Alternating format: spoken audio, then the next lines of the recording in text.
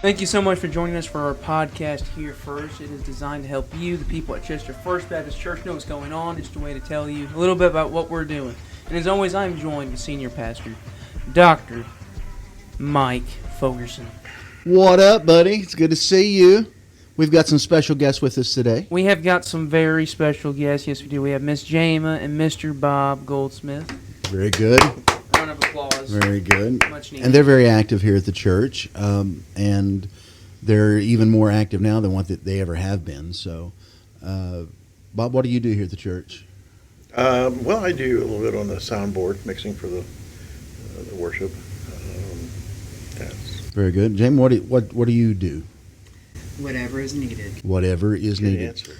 Now, recently you just started a Welcome Wagon coffee ministry. Yes. Tell us about that. We serve coffee, water, hot chocolate now, since the season's changed, just as a welcoming for folks to come into church. We even serve people who are exercising on the sidewalk, walking through town, visitors. We just want folks to feel welcome and comfortable. I think you even had iced coffee a time or two, Yes, haven't that you? was during the summer, yes. Really? Yeah. Okay. How'd that go over?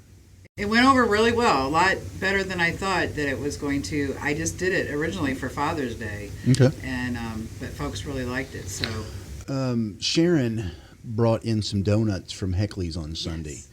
And when it was like 5 minutes until church, there was nobody in the sanctuary, or it was sparse, you know. Right.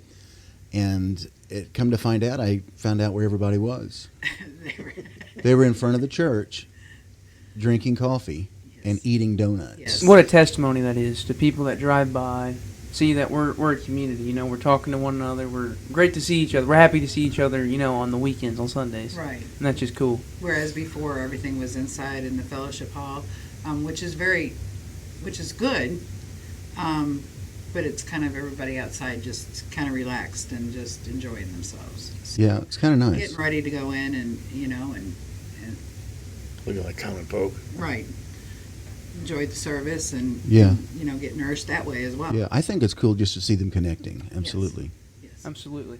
Now, Mr. Bob, you have been on the soundboard. I was thinking when we wanted to get you guys on, I think you got on the soundboard back in August. I'm not sure about that. Do you remember? That sounds about right. That does sound about right. And you have picked up to it. We got you and Mr. Bryce on there at the same time, and you guys are just awesome at it. And you stepped up to the plate, obviously, and you are just, you're awesome at it. You're great. I think the word we use is beast. You are beast mode Okay. at it. Yes. Yep, yep, it's awesome. I'll take that. And now, I want you to walk me through, what's the first thing you do? Let's say Wednesday night practice. What do you do? Like, what's the first thing when you get down on the board? What's the thing that you try to mix first? Like, what's the go-to thing? Well, at first I try to tear myself away from the kitchen, where all the food's at. And Right. then when I get upstairs, basically just turn everything on, and just go through all the different mixes and make sure everything's working till the band gets up there, and then can start getting some feedback and just listen to the sound levels. Absolutely. And now you came in when we were going through a big change with our audio team and stuff like that. It's just like we did a whole 180 with what we did, because we were doing originally where what you heard in the auditorium, in the sanctuary, is what people heard online. And now we have the guy that's back on the soundboard, you, Bryce, Victor, myself. I'm pretty sure you guys all hate me, but you're doing two jobs at once, because you got to do the in-person mix, and you also have to do the live stream mix. And this might sound like French to some of you, but we understand, and it's cool. I like stuff like this, and obviously you do too. And so it's just really cool to have somebody, more than just me and Victor. It's awesome to bring more people on board. And what would you say to somebody that was interested in getting involved with Soundboard? How would you do it? Well, I would say just come on up and sit with one of the four guys you mentioned and yourself, and just start seeing how things are done. It's a pretty complicated board. It just depends on how many layers you want to get deep into the thing. But I didn't know anything about the soundboard at all.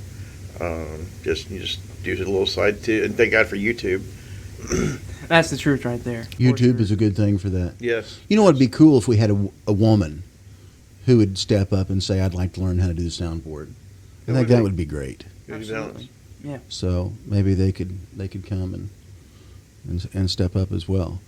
Jamia, what's your background with this church? How did you first start coming here? When my Uncle Don passed away, I started coming here just to spend a little time with my Aunt Phyllis, and that's how I started. But I always worked on Sundays. Bobby worked on Sundays, so we were kind of hit and miss. But I could come and spend a little time with her, go out to lunch, and Just stay connected with yes, Aunt and Philly. I came home and I said, "You've got to come listen to this pastor. I mean, he's kind of our people." And so I brought Bob and I brought Joe, our son, who's growing now. But we all started coming as much as we could. Mm-hmm. And you have to feel comfortable where you're at. You have to feel comfortable with the person that is giving you some guidance as well. And I did, and that's how I came to be.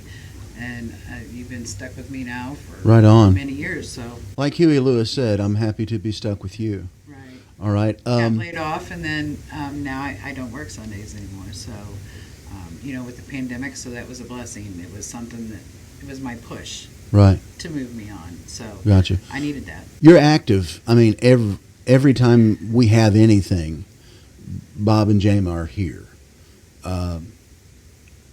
Whether it's slinging hot dogs or on sound or slinging hot cups of Joe, you guys have really stepped up. Thank you. What was it for y'all that took you from a level of just kind of coming to worship to actually getting involved in the ministry of the church? What was that epiphany moment, or what was that catalyst moment? You want to go first? You want me to? Well, I think it's just, again, like Jameis said, just getting to know the people that are at the church and getting comfortable with them, and then finding all the nuances of things that you all do here just to keep the church going and keep that Sunday service going, and Wednesday or Saturday service, and then you see other things that you're interested in doing, and more than likely you're welcome to. So see what needs to be done. What is your passion that could help get done what needs to get done? Right. All right, right on. What about Kind of you? where you fit in. Yeah, find your niche. Mm-hmm. Yeah, I think that's powerful. I mean, because I think the church, lots of times we put somebody in a job just because they have a pulse. We may put I agree. Yeah, we could put somebody in a position of hospitality that hasn't smiled since the 80s. And that's a bad fit. Right. But, an introvert, can find a beautiful ministry behind a board and still play such a powerful and integral part of the overall ministry of the church. Right. There literally is room for everybody Oh, absolutely. and a Sure. ministry for everybody. Yeah, I mean, not everybody's outgoing, and some people prefer to be out of the limelight, and they don't want to know things, or they're shy. They don't want people to know that they're doing that. There's always something that they can be. That Absolutely. They can do. Just like the pray and go, or I didn't know that there was, and I'm not sure what it's called, but folks that pray during service. Yeah, prayer Like, warriors, yeah. I did not know that occurred within the church. So, Yeah. My background, I was Catholic, so for me to come to a totally different religion, I didn't know that those things occurred. Right. I only know what occurred because that's what I grew up with. Sure. So that was a big difference. What was your church background, Bob? Mostly Pentecostal. Okay, right on. So you feel right at home here. Right. Jamie, I'm going back to the question I'd originally asked. What was the catalyst moment for you to get more involved with ministry? Because you all have not always been this actively involved in the ministry. Well, a lot of it was work schedules. We had a life-changing event. Bob had to have some surgery, and to be honest, and I hope this doesn't offend anyone, there were people here that were we were outsiders, not from Chester. We didn't grow up here, and they're no longer with this church. I will specify that, but I think that was a big hindrance as far as getting any closer. Wow. I know that I came down to help the ladies, and I thank them for allowing me to come in and help them. Now this was last year or the year before. Thank them for allowing me to come into the kitchen because I'm not used to just sitting back. Sure. And they're like, "What do you mean? Thank us?" And Right. I said, "Well, my help wasn't Appreciated or exactly welcomed. or welcomed." Yeah. So I said, "You just kind of back off." Sure. But so that was another thing. But And I think that's probably an example of putting somebody in a role that maybe they Right. weren't best suited to be in. And I'm sorry that happened to you. That was, I'm think sorry it's- you felt unwelcomed. it happens, many places. Sure. And I think that's why people tend to back off. But I just got to the point where I was just, I needed to work on me.